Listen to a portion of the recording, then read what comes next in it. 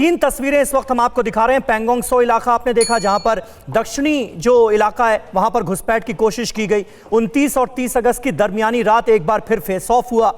भारत और चीन के सैनिक आमने सामने आ गए और उसके बाद चीनी सैनिकों को वापस उनकी औकात दिखाई दी गई और उन्हें खदेड़ा गया। चीन के 36 सैनिकों के मारे जाने का सबूत भी आज TV9 भारतवर्ष ने आपको दिखाया है। किस तरह से वो 36 सैनिक जिनकी गर्दनें तोड़ी गई थी, जिनको मारा था हिंदुस्तान के जांबाजों ने और पीछे खदेड़ा था, आज उनकी कब्र की तस्वीरें भी हमने आपको दिखाई। 36 कब्रों पर लगे ये पत्थर चीख चीख कर हिंदुस्तान के सच और चीन के झूठ की गवाही देते हुए नजर आए। उसके बावजूद भी चीन का जो रुख है वो आपके सामने है। अभिषेक उपाध्याय हमारे साथ मौजूद हैं और अभिषेक, ये जानकारी तो लगातार सामने आ ही रही है ना कि अक्टूबर का इंतजार कर रहा है ताकि वाटर लेवल कम हो जाए और उसके बाद फिर चीन अपनी साजिशों को आगे बढ़ाए। देखिए, इसमें दो राय नहीं है। अक्टूबर का इंतजार वाली खबर आई है और उसके पीछे वो इंटेलिजेंस सोर्सेज के हवाले से आई है और चीन तैयारी कर रहा है। इसके बाकायदा सबूत हैं। जो सैटेलाइट इमेज है वो बता रही है कि अक्साई चीन के इलाके में चीन ने मोबिलाइजेशन कर रखा है। जो तिब्बत सिंचियांग हाईवे है वहां पर चीन ने मोबिलाइजेशन कर रखा है, अपनी आर्मी वहां पर इकट्ठा कर रखी है। होटान जैसा जो एयर बेस है उनका तिब्बत में, वहां पर उन्होंने लड़ाकू विमान तैनात कर रखे हैं। इस करदू में उन्होंने पूरी तैयारी कर रखी है, यानी कि जो पाकिस्तान के कब्जे वाला कश्मीर का इलाका है वहां भी उन्होंने तैयारी कर रखी है। तो चीन पूरी कोशिश में है और फिर से मैं कहूंगा ये जो दक्षिणी किनारे पर हुआ है, आप इसको ट्रिगर कह सकते हैं, जैसे कि हमारे कहते हैं टेस्टिंग प्लग लगाना। टेस्टिंग प्लग लगा के देखा था कि आखिरकार रिएक्शन क्या हो रहा है।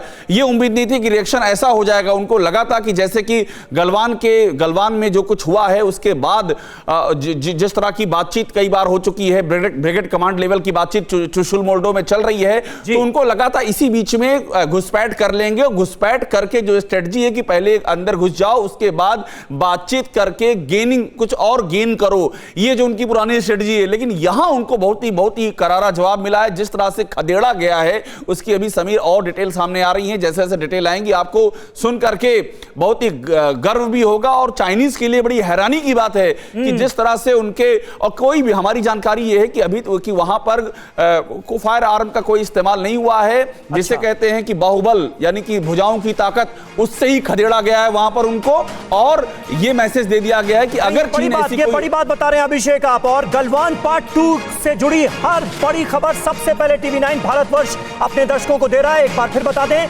एक अहम खबर और हमारे पास आ रही है। चीन के खिलाफ भारत ने भी पूरी तैयारी कर ली है। इजरायली IGLA मिसाइल सिस्टम से इस वक्त निगरानी की जा रही है LAC के हालात को लेकर, और खास तौर पर 29 और 30 अगस्त की दरमियानी रात जो कुछ भी हुआ है उसके बाद निगरानी चौकसी बढ़ा दी गई है। तनाव पर रक्षा मंत्री और NSA लगातार एक दूसरे के संपर्क में हैं। तो ये भी अहम जानकारी इस वक्त सामने आ रही है। यानी सिर्फ और सिर्फ इस वक्त जो कमांडर लेवल की बातचीत चल रही है उस पर ही सारा मामला टिका हुआ नहीं है। बड़े लेवल पर तैयारियां शुरू हो चुकी हैं। आम लोगों के लिए आवाजाही रोकी जा सकती है लेह हाईवे की, यह भी खबर आ रही है। श्रीनगर लेह हाईवे को बंद कर सकती है सरकार। आम लोगों के लिए आवाजाही रोकी जा सकती है। चीनी झड़प के बाद सूत्रों के हवाले से यह बहुत अहम खबर TV9 भारतवर्ष पर। श्रीनगर लेह हाईवे को बंद कर सकती है सरकार और आने वाले वक्त में हालात और ज्यादा तनावपूर्ण होने के संकेत देती हुई ये खबर है अपने आप में। सुमित चौधरी हमारे साथ जुड़ गए। सुमित, ये जानकारी अपने आप में क्या बता रही है?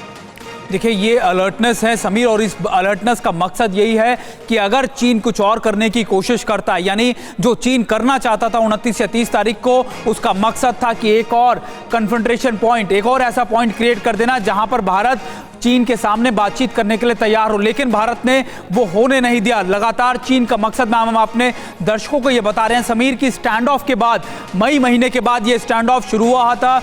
आपको याद होगा PP14 से PP14 गलवान के बाद ये धीरे धीरे बड़ा हमारा ये पैंगोंग त्सो में हुआ, फिर ये दूसरी फिर डेप्सांग में आया चीज़ें, फिर हमने देखा कि ईस्टर्न खासतौर पर जो नॉर्थ ईस्ट के इलाके हैं वहाँ पर भी चीन की मोबिलाइजेशन इसी तरीके के सामने आई, और अब पैंगोन्सो को लेकर मैं लगातार हम अपने दर्शकों को बता रहे हैं कि पैंगोन्सो स्ट्रैटेजिकली बहुत इंपॉर्टेंट है। फिंगर 4 की बात हम जब करते हैं कि अगर उसकी रिजिस पे अगर चीन नहीं हटा तो वो हमारे चुशूल बॉल को बड़ी आसानी से देख सकता है, उसकी पूरी मोबिलाइजेशन देख सकता है, हमारे इंफ्रास्ट्रक्चर काम को देख सकता है। और अगर वो साउथ में भी कुछ इसी तरीके की करने की कोशिश से आया था तो इसका मकसद है कि वो इन दोनों इलाकों के अंदर, समीर की फिंगर 4 से अगर साउथ की बात करें तो इन इलाकों के अंदर अपनी मोबिलाइजेशन को और मजबूत करना चाहता है, यानी वो चुशूल के इलाके को कैप्चर करने की कोशिश में था। यानी आप इन चीजों को मान के चलिए कि आप दोनों तरफ खड़े हैं, आप रिजिस पे भी खड़े हैं और आप नीचे साउदर्न पार्ट जो है पैंगोन्सो का, उधर से भी अगर आप कैप्चरिंग करनी शुरू करते हैं तो आप मान के चलिए कि उसका मकसद इन चीजों को लेकर बहुत बड़ा था।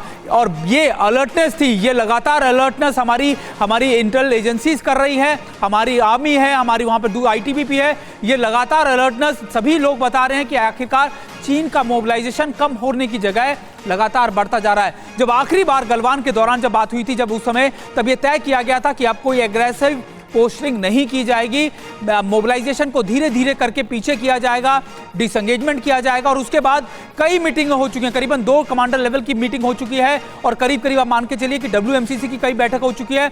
और इसके अलावा खुद NSA ने एक बार बात की, खुद एम्बेसडर ने हमारे चीन में जाकर बात की। तो ये सारी चीजें बातचीत के दौर लगातार ये चैनल चल रहे हैं, लेकिन चीन हमेशा इस स्ट्रैटेजी पे काम करता है कि वो बातचीत के साथ साथ अपनी मोबिलाइजेशन को और मजबूत करता है और वो ये देखता है कि आखिरकार अगर सामने दूसरी कंट्री मोबिलाइजेशन अपनी करती है तो कहां पर पुख्ता करेगी और कहां पर उसका वीक पॉइंट हो या फिर कहां पर ऐसा पॉइंट हो जहां पर वो और अग्रेसिव हो सके। बिल्कुल। तो ये साउथ बैंक जो था समीर, ये बैंक को लेकर चीन का मानना यह था कि वो यहां पर और ज्यादा मोबिलाइजेशन कर इसको अपनी और एक बढ़त बना लेगा, लेकिन हमारी ट्रूप्स ने, इंडियन आर्मी ने ना सिर्फ उनको रोका बल्कि वहां पर अपनी स्थिति जो थी, यथास्थिति जो थी, वो कायम रखी। बिल्कुल।